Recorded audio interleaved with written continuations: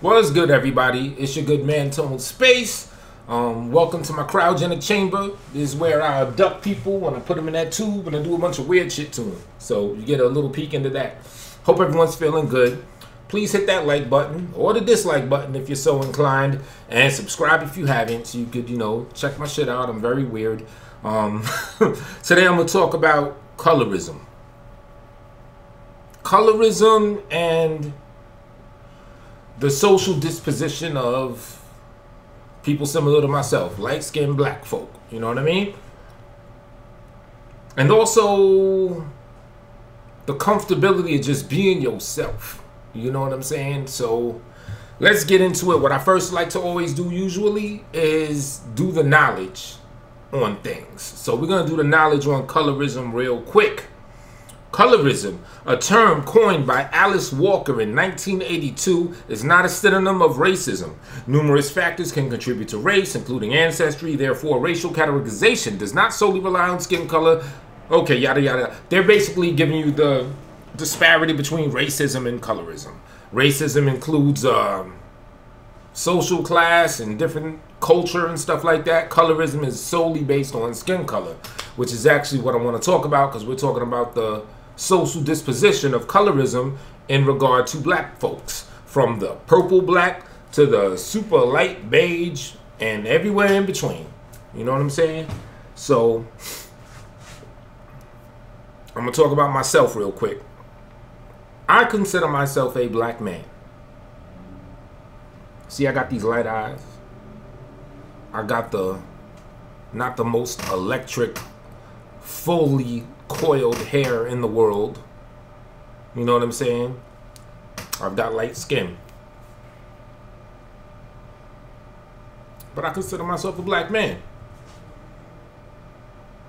Some people would say I'm more mixed or biracial, right? Now, I'm going to walk y'all through a little bit of history. First, I'm from Harlem. I never saw an actual white person outside of teachers in school until I got to high school.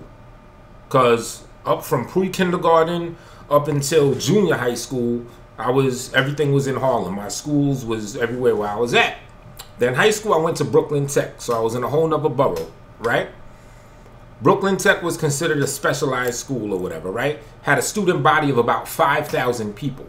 So you had people of all cultures that went there. You had your Asians, you had your Indians, you had your white, your black, and your Pacific Islander or whatever. You know what I'm saying?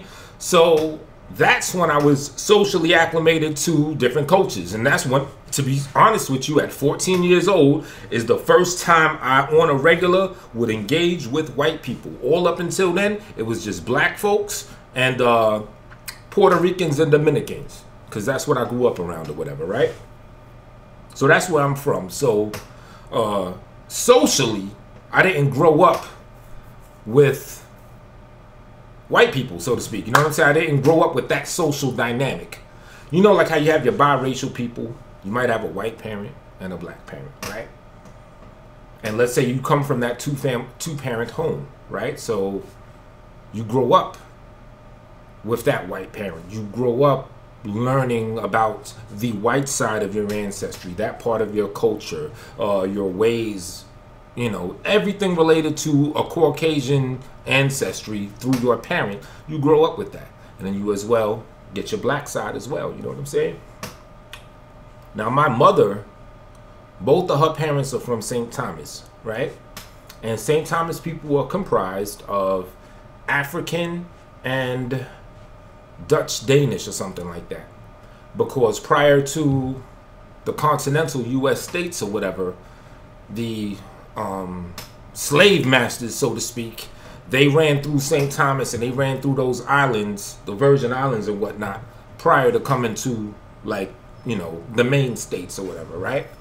So they were like Danish and Dutch people mixed with African. So that's who my mom's parents are. You know what I'm saying? My grandfather on my mother's side, fairly light-skinned, but, still he's black. You know what I'm saying? He's just a St. Thomas dude. My mom's mother, my grandmother on her side, I think she was a little bit darker. Because both my grandparents, by the time I was 4 years old on my mom's side, they had both transcended, so to speak. You know what I'm saying? So I just know from like hearsay, little pictures and stuff like that, as far as like their ancestry, but and how they, look. I only have a couple pictures of my grandparents to be a buck with you, but yeah, that's my mom's side. Now my father's side, I didn't grow up, wasn't raised by my father, but his father was black, and my father's mother was French and Italian. So I have one Caucasian or one white grandparent out of my 4 grandparents. Never knew her, never met my father's side like that. Barely even met my father, to keep it a buck with you. But it is what it is. He was fairly dark skinned, his complexion or whatever. But he would probably considered having been a biracial man, as he has a Italian, or had an Italian French mother and a black father. You know what I'm saying? So on a technical level, I come from 2 black parents. You know what I'm saying? So now let me also keep it a buck. Growing up, my mother made it a point to try to instill into me not to consider myself black. She would tell me to consider myself mixed or consider myself biracial, because to call myself black will be disregarding my lighter genetics or whatever, or what colors my eyes up, or what softens my hair or lightens my skin. Sidebar, neither one of my parents had light eyes. It's a gene I got from, I believe, I'm guessing, my father's mother, the white Italian woman, the French Italian woman or whatever, right? So yeah, growing up, my mother was big on me not considering myself black. Now as a kid, I didn't really think about that. I'm not, I'm not even recognizing color. You know what I'm saying? I'm just a kid at play. But she was like, yeah, when you fill out applications, when they put the race, you put other. Or if they got mixed, then you put mixed. Like, she was really trying to beat in my head for me not to consider myself a black person. You know what I'm saying? Because my mother, she's an older woman. She's from the older generation. You know what I'm saying? She came up in like the 50s and 60s, and she was a light-skinned woman, light-skinned black woman. So she was beat in the head with the whole Caucasian is better mentality, so to speak, whether she would want to admit it totally or not. I'm gonna keep it a buck. We know what it is. You know what I'm saying? She comes from that old school generation. You know what I'm saying? So as a light-skinned woman, yada yada. Like, she didn't even consider herself black. You know what I'm saying? And she had dark eyes. She was actually a tad lighter. She is actually rather a tad lighter than me. But she has black African features. You know what I'm saying? So yeah, growing up, she was on some stuff like, you consider yourself mixed or you consider yourself other. So I had that strongly beaten into my head. So for the longest time, I consider myself mixed or biracial. You know what I'm saying? And the thing is, I would tell people that because, I look racially ambiguous. So people would wonder what my ancestry is and stuff, right? Oh, are you black? Are you this? Are you Spanish? Are you Dominican? Are you Puerto Rican? So I would tell people I'm mixed or I'm biracial or I'm white and no. You know what? The main one I would run with, I would always run with I'm white and black. That would be my answer. I never even really would say the term mixed because as my homie Beasley would say, that's what you call animals. They're mixed. Humans are not mixed on a phonetic or what's the word I'm looking for? Technical level. So yeah, I would say I'm black and white. But then naturally, when I say that to people, they would want to know, oh, well, who's your black parent and who's your white parent? And I would say, well, it goes back to great-grandparents. I probably had a white person here. My father's mother, she was Italian and French, but, my father's father was black. And my mom's, both her parents were black but mixed. So it would get all technical. It would get all jumbled up. People would be like, and it took until later for me to realize, because, they would just respond in kind. They'd be like, okay. But in hindsight, really reviewing their responses or their reaction, they would probably be like, this nigga just not trying to accept the fact that he black. He getting real technical on me right now.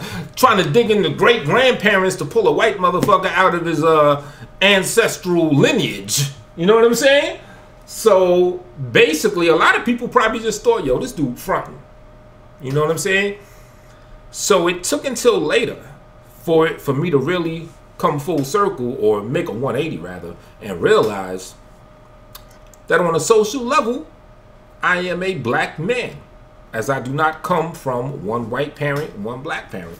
Because then I have a few mixed friends, or biracial friends, who have one white parent, one black parent. So I got the clear distinction from friends that do have that. You know what I'm saying? That don't have to give a jumbled up technical answer. Oh, well, my white folks go back 1872, great-great-great-grandfather and grandmother. You know what I'm saying? Like, no, my mom's is white, my pops is black. I got friends like that. So then I actually got to meet real biracial people, so to speak. So I had to realize that on a social level, I'm black. It is what it is. Little dating sites that I fuck with, like Plenty of Fish. Couple times I had a shorty, because on my profile I say that I'm black. You know what I'm saying? And not too long ago I had a shorty just holler at me. She sent me a message. She was like, yo, I like the fact that you acknowledge your blackness. That you don't just try to play off, oh, I'm mixed race, or I'm other, and this, that, the third. Like, she was giving me my props for that. And, yeah, it is what it is. And especially from, you know, like, because, like, in recent years, I got into Afrocentric consciousness, so to speak. Some would call the conscious community, and a lot of the teachings and learnings of the conscious community. Like, I am highly into that. Afrocentric study, so to speak. I've gotten into that recently, and I've fallen in love with Afrocentric study, with doing the knowledge on that aspect. You know what I'm saying? Because I mean, I've also been acclimated in white history as well. It's called the public school system. You know what I'm saying? So I've made a paradigm shift, so to speak. You know what I mean? I've learned that it is what it is. And that on a social level, I am a black man.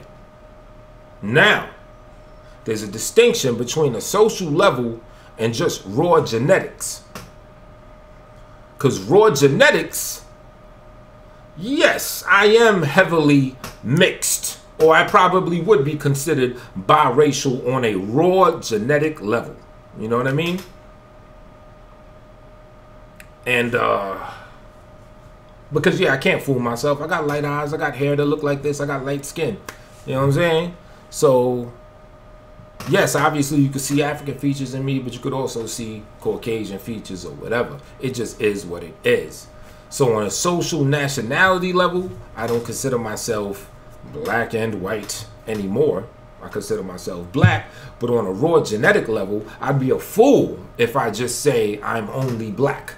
You know, because now we're talking about actual specifics. You know what I'm saying?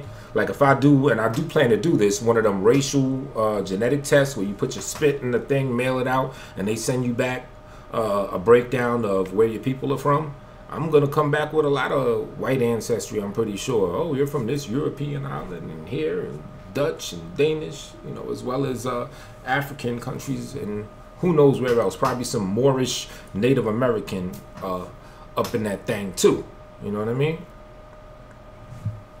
So, I mean, it is what it is. And the way I want to segue this is to say that with this colorism thing, right? People that are similar to me, that are light-skinned black folk, that do the knowledge, that fall in love with Afrocentric study and things of that caliber, we're kind of in a tight position. Like, for example, I love black women, right? But I also love conscious black women, or black women that is on a similar page of Afrocentric understanding, or, I mean, conscious all around. It goes beyond race. Consciousness is an always ever evolving thing, and it involves so many different aspects. So sometimes I don't even like to talk about race because it sounds so limiting. But I guess for the sake of this particular thing that we're talking about, that's what we're going to talk about. But I do love a woman that is consciously aware of her blackness, so to speak, and things of that caliber. Now, here's where things get kind of tricky. Being that I have light eyes, being that I have light skin and softer, so to speak, hair, a woman that may be attracted to me, I may not always attract the most conscious of black women, because the most conscious of black women probably want someone that's more phenotypically African. You know what I'm saying? So it's like I gotta beware. I gotta be careful with whom I attract and why they're attracted to me. Yet it has a weird, very weird, trippy twist to it, because in turn I do like women that are also conscious, but that may also phenotypically look like me, because they can relate to the same struggle that I'm going through. If you can understand that weird twist of things, you know what I'm saying? So that's kind of interesting in itself. But back on the level of colorism, yes, being a light-skinned black person, you're going to get privileges, whether people consciously want to give you these privileges or not. Or whether you consciously are aware or want to engage in said privileges, you're going to have privileges and benefits above people that are darker than you. Unfortunately, that's how this world is. You have the India, you have their caste system, you have how we do here in the United States, all over the world. People are color struck. And it's based on a European mindset and a European conquering of the world. You know what I mean? So it is what it is. And of course, growing up, there's probably so many advantages that I had handed to me based on how I phenotypically look, as opposed to someone that may be darker than me. Miss out on said advantages. And there's probably more advantages to come. Now, I don't take pride in that. But at the same time, because this is one thing I noticed with a lot of light-skinned folks that are conscious, so to speak, Afrocentric, if you will, when we recognize colorism and the unfair advantages that we have of being of a lighter hue, we tend to, lack of better terms, we tend to shit on ourselves. We tend to diss ourselves, you know, and at the same time, I don't want to do that, because I think everyone should be comfortable in their own skin. You know what I'm saying? Whether you're dark skinned, whether you're purple black, whether you're super light beige or whatever, off white, be comfortable in your own skin. You know what I'm saying? Don't feel a certain shame just because you look a certain way. Don't let people put you in a box of feeling a certain shame. You know, if you come into a certain level of knowledge or a certain level of consciousness or a certain level of I don't know, Afrocentric studies, European studies, whatever it is, please do not let it permeate how you feel about yourself. Put everything in its perspective.